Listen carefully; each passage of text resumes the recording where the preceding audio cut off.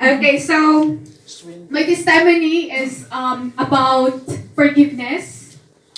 Okay, lumaki po ako na hindi po masaya yung aking childhood because I was growing up wondering and asking myself and asking God kung bakit hindi po ako kayang mahalin ng aking mama. So, yeah, growing up as a child, na-try ko na po, na-experience ko po ang all kinds of abuse, verbal abuse, physical abuse, emotional abuse. And so, because of that, tinry ko po na mag-excel academically. Kaya, medyo tagus pa yung sabi ni Pastor Ed kanina na, huwag niyo hanapin yung mga intellectual ng mga tao. Ayan, so, ako may pagka-activista po ako, inaamin ko po. Yes, because I've been striving so hard since childhood. Siguro nung kinder pa lang ako, I wanted to be the best sa klase. I always wanted to be on top of class because iniisip ko na baka pagkatapos po ng isang buong school year, during the graduation, yun po yung hinihintay ko na darating po yung nanay ko, isasabit niya yung medalya ko, and she will learn to love me and she will be very proud of me. But anyway, it never happened. Kada graduation po, umiiyak po yung puso ko. Kasi ibang tao po yung naglalagay ng medalya ko. Yung daddy ko po is always out of town because of his line of job. And kaya yun nga po, I've always been yearning for the love of a mom. Hanggang sa nag-high school po ako, my first experience po of sexual abuse was with my uncle, which actually mas nagpalala pa sa distansya or the gap that I already had with my mom. Kasi I stopped going to my uncle's house nung tinry niya po akong i-rape. And hindi ko po yun masabi sa family ko. Because again, I was not so close with them. And if I tell my mom, I wouldn't know. Hindi ko rin po masabi sa kanya, how will I tell my mom about it? And how will I tell my dad about it?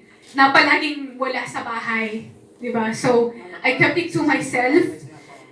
Hanggang sa lumaki po ako, nag-college, and experienced a lot of times na muntik na pong ma-rape. 5 times already. And the latest experience I had was 3 years ago, nung sumakay po ako sa taxi sa Baguio, and then sa ibang lugar po niya ako dinala. Hindi ko alam kung ano yung kinover niya sa bibig ko. Hanggang sa dumating po ako doon sa madilim na lugar. I fought for my life. I know some basic martial arts. Kaya po ako nakatakas doon. But it was very traumatic to me. And yun po yung parang breaking point ko. Parang bumalik lahat ng trauma ko. Layers and layers of trauma that was not healed, was not processed during my childhood. And I fall into depression. I had panic attacks. Gumigising po ako ng mga 3 o'clock early in the morning. Crying. Yung mga nightmares biglang bumalik. Which I thought na akala ko po I was healed because I have forgiven my mom already. When I was 24, I have forgiven my mom. Umuwi po ako after how many years of not going home. And I was so shocked. I was so shocked po talaga na siya yung mag-lead ng testimony dun sa church. And yung puso ko parang ayaw na, parang give up na sa mama ko. Pero nakakahiya kasi lumabas. Nasa harapan ako ng church. So I listened to her testimony and doon ko po naiintindihan kung bakit ganun po yung nanay ko. As a child, she was also abused. And hindi rin po na-proseso yung healing. And then, sa afternoon po ng Sunday na yon, she asked for forgiveness. So alam ko sa puso ko na I have forgiven my mom. Pero nung 3 years ago na yon, dahil po sa pangyayari na yon, sobrang bumalik po lahat ng sakit. And I really wanted to end my life. Kasi parang tingin ko sa sarili ko, I felt so dirty. Yung parang sinabi ng isang sister dito na parang diring-diri ka sa sarili mo. I felt so dirty. Yun po talaga yung tingin ko sa sarili ko. Kasi growing up as a child, yun po yung palaging turo sa akin sa church, turo ng tatay ko na you have to save yourself for your husband. And hindi ko po ma-reconcile sa puso ko, sa isip ko na I've been doing my best to protect myself, my purity, tapos gaganunin lang. Parang, it's so difficult for me to accept yung fact na yon. So I wanted to end my life. Gusto kong sirain yung buhay ko. But God was so good because, yun nga po, kahit nabigyan po ako ng nanay na hindi napakita yung pagmamahal sa akin since childhood, I had a very, very loving father. Kahit po absentee siya.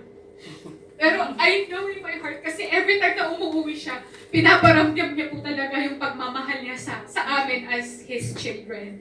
And he was the one who brought us to church. And he was always reminding us and telling us na there is a greater and a bigger dad in heaven.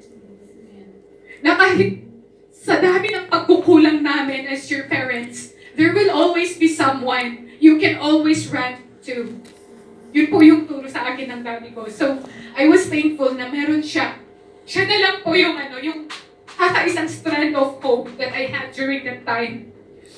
And so one time, nag-breakdown ako sa bathroom and I asked the Lord. Sabi ko, sige Lord, I promise na I will not end my life. I will continue to live my life for the sake of my dad. Pero Lord, I need a place, a new environment.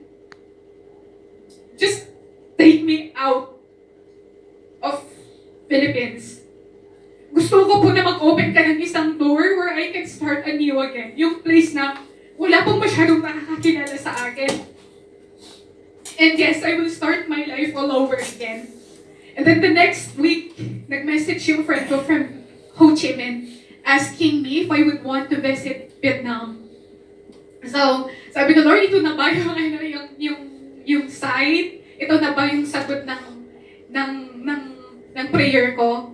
I prayed again and I asked for advice from my pastor.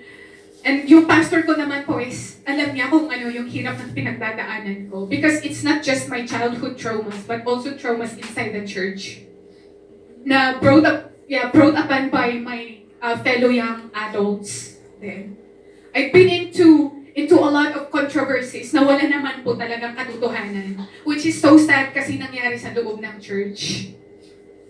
So alam niya kung ano yung hirap ng pinagdadaanan ko. And so she gave me the blessing to move out of the country, to come to Vietnam. So in a way, Vietnam has saved my life. God has used Vietnam to save my life. And yes, it's so weird, no, na ito pa, Vietnam pa talaga, a communist government. Dito pa talaga ako i-heal ni Lord. And so for almost 2 years since I came to Vietnam, I devoted myself into healing.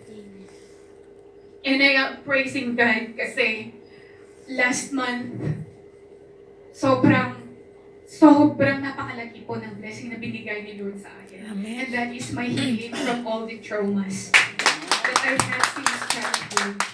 Na ngayon po, I'm still trying to na-close yung gap na between me and my mom. But of course, it's very difficult. But again, it's not impossible. And I thank the Lord because yes, forgiveness is very difficult. Again, forgiveness is very difficult. But it is not impossible. So I want to end po yung testimony ko with this. Nasulat ko po ito noon. Yeah. Just an encouragement po sa lahat and to the people na alam ko na who are in need of healing din. Okay, so a man's first moments of training are to recover from his past, from the losses and wounds accumulated in the course of his life's journey. We don't go back to the past to stay in it. We go back as men to honor our moments of loss, to grieve them, to acknowledge that they happened, that they hurt, they mattered, and they need to be treated. We go back with God for our healing, and when we do, God extends His love and compassion to our hearts, one at a time. One wounding moment of our past and then another. He addresses them. Or this can happen whenever we sense our enemy tempting us to live in the power and authority of our wounds. Thus begins one of the greatest comebacks of all time. The restoration of a man's heart as he removes all blockages to his experience of being the beloved Son of his Heavenly Father. And therefore, as His child, we can truly live the kind of life that He has promised in John 10:10. That although the enemy comes to steal, to kill, and to destroy, but the Son of God came so that we may have life, a life that is abundant. Amen. So, for my healing and for the liberty that it has brought me, for the forgiveness, no, nakakaganda po talaga ang forgiveness. Totoo po yun.